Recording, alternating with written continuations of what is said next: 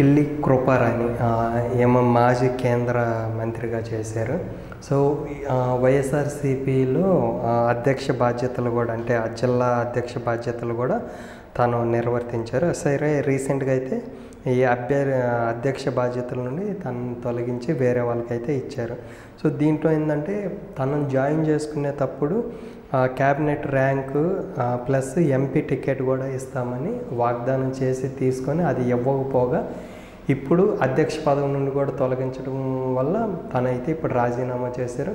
So రాజీనామా చేశారు కాబట్టి తను ప్రెస్ మీట్ పెట్టేసి పార్టీలో అన్యాయం జరిగిందని, అవమానం జరిగిందని, క్యాబినెట్ ర్యాంకు ప్లస్ ఎంపీ సీట్లు ఇస్తారని అనుకున్నారు.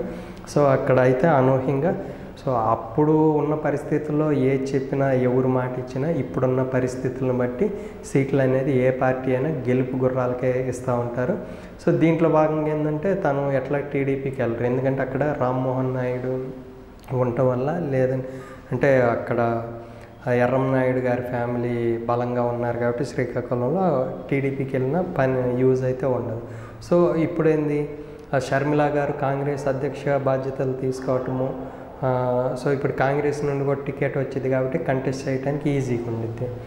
సో అందుకని ఇప్పుడు ఈ అధ్యక్ష బాధ్యతలు కూడా తొలగించడం వల్ల సో వైఎస్ఆర్సీపీలో పెద్ద ప్రాధాన్యత లేదు కాబట్టి తను కాంగ్రెస్లో జాయిన్ అయ్యి మళ్ళీ తను ఏదైతే ఇంతకుముందు నిలబడ్డారో శ్రీకాకుళం ఎంపీ అభ్యర్థిగా, సో ఈసారి కాంగ్రెస్ నుండి బరిలో దిగే ఛాన్సెస్ కూడా ఉంది. సో ఎట్టకేలకైతే మా వైఎస్ఆర్సీపీకి అయితే రాజీనామా చేశారు.